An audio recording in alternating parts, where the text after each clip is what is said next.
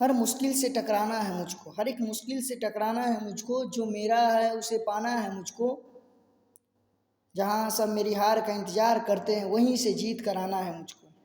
Hello, जय हिंद दोस्तों, मैं जयप्रकाश आप सभी को स्वागत करता हूँ आपके अपने चैनल जेपी स्टडी सेंटर में। दोस्तों, हम लोग पढ़ रहे हैं आधुनिक भारत के इतिहास, जिसमें हम लोग आज दूसरा लेक्चर देखेंगे। इससे पहले हम लोग जो वीडियो देखे थे उसमें हम लोग देखे थे क्या भारत में यूरोपीय कंपनियों का आगमन।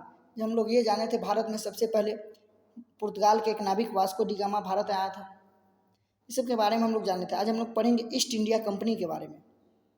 चलिए हम लोग देखते हैं। अगर वह वीडियो आप लोग नहीं देखेंगे तब इस वीडियो के डिस्क्रिप्शन में उसका लिंक डाल दूंगा, आप लोग देख लीजिएगा। चलिए हम लोग देखते हैं ईस्ट इंडिया। आज हम देखेंगे ईस्ट इंडिया कंपनी और बंगाल के नवाब। पहला क्वेश्चन है, मुगल सम्राट द्वारा स्वतंत्र रूप से नियुक्त बंगाल का अंतिम गवर्नर कौन था? तो वो था मुर्शद कुली खां।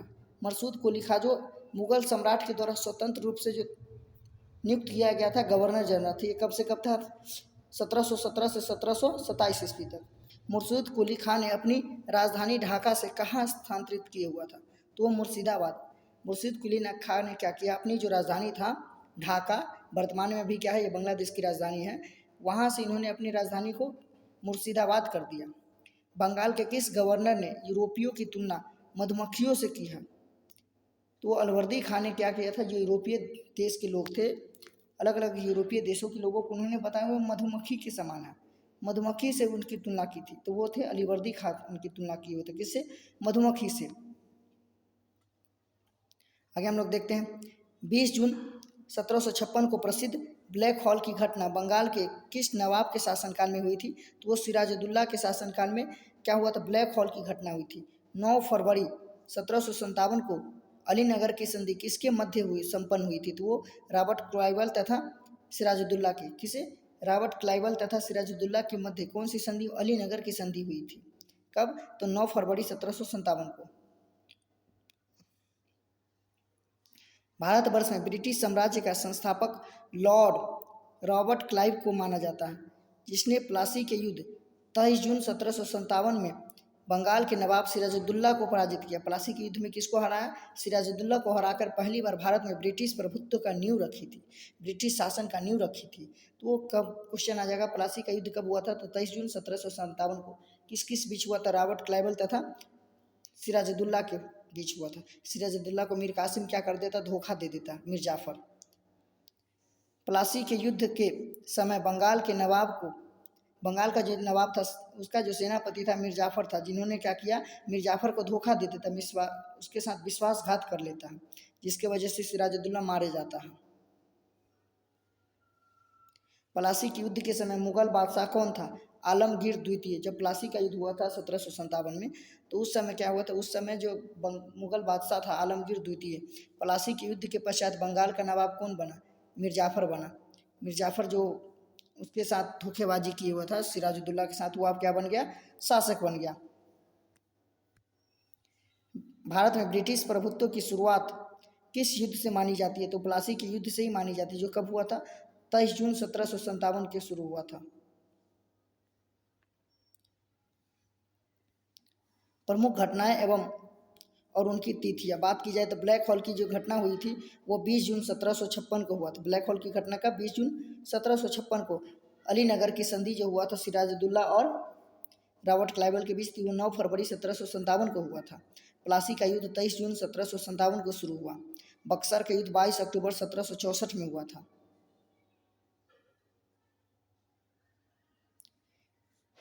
इलाहाबाद की प्रथम संधि जो हुआ 12 अगस्त 1765 में का हुआ। बक्सर का युद्ध 1764 में हुआ, 22 अक्टूबर 1764 को। लेकिन उसके बाद जो संधि होता है इलाहाबाद की प्रथम संधि 12 अगस्त 1765 तथा इलाहाबाद की द्वितीय जो संधि होता है 16 अगस्त 1765 के हुआ था। बनारस की जो संधि होता है 1773 में होता है।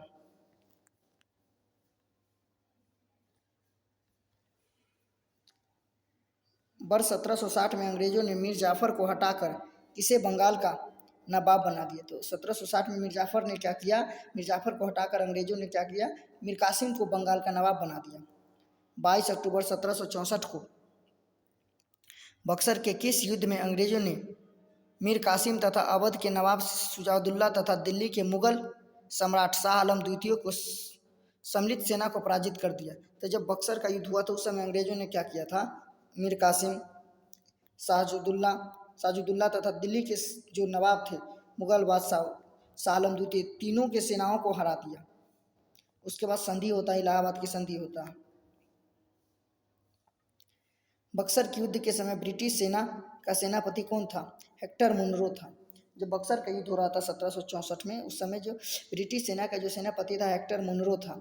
बक्सर के युद्ध के समय बंगाल का नवाब कौन था, मीर जाफर। जब बक्सर के युद्ध बंगाल का नवाब कौन था, मीर जाफर था।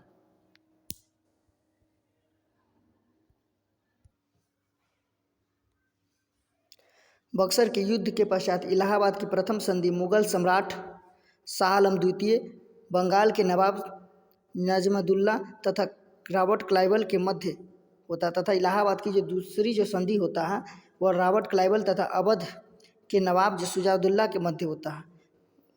बक्सर युद्ध के बाद कितने, 2 संधि होते हैं, इलाहाबाद की प्रथम संधि और इलाहाबाद की द्वितीय संधि। जो प्रथम संधि होता है उसमें शाह आलम द्वितीय बंगाल के नवाब जो था नजमुद्दौला तथा रॉबर्ट क्लाइव के बीच होता, लेकिन द्वितीय जो होता हुआ रॉबर्ट क्लाइव तथा अवध के जो शासक था शुजाउद्दौला, ये दोनों के मध्य होता है। आगे हम लोग देखते हैं किस संधि के माध्यम से अंग्रेजों को बंगाल, बिहार और उड़ीसा की दीवानी प्राप्त हो गई। तो वो हुआ था इलाहाबाद की संधि के 1765 में जो हुआ इलाहाबाद की संधि, उस संधि के माध्यम से बिहार, बंगाल और उड़ीसा की जो दीवानी, अर्थात वहाँ पर फ्री में टैक्स, बगैर टैक्स दिए व्यापार करने का अधिकार उसको प्राप्त हो गया। स्वर्ग से उत्पन्न सेना नायक किसे कहा जाता है, रॉबर्ट क्लाइव को स्वर्ग से उत्पन्न सेना नायक कहा जाता है। इलाहाबाद की संधि के पश्चात बंगाल में द्वैध शासन की स्थापना किसके द्वारा की गई, तो रॉबर्ट क्लाइव के द्वारा। जब क्या हुआ इलाहाबाद की संधि, उसमें द्वैध शासन व्यवस्था की शुरुआत किया गया। किसके शासनकाल में, तो रॉबर्ट क्लाइव के शासनकाल में, उसी के द्वारा शुरू किया जाता है।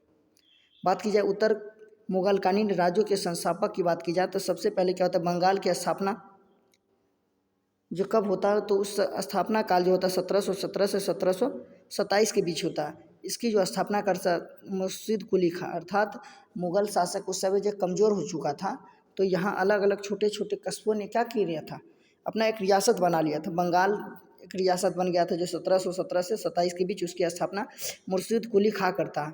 हैदराबाद की बात की जाए तो ये 1724 में किया जाता है निज़ाम उल मुल्क के द्वारा।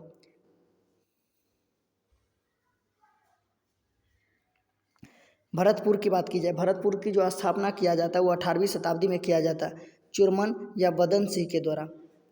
कर्नाटक की बात की जाए तो कर्नाटक की जो स्थापना होता है 18वीं शताब्दी में सआदतुल्ला खां के द्वारा किया जाता है। अवध की बात की जाए तो ये 1722 से 1724 के बीच सआदतुल्ला खां बुरहान उल मुल्क के द्वारा स्थापना किया जाता है अवध की। जयपुर की बात की जाए तो 18वीं शताब्दी में सवाई राजा जयसिंह के द्वारा किया जाता है जयपुर की स्थापना।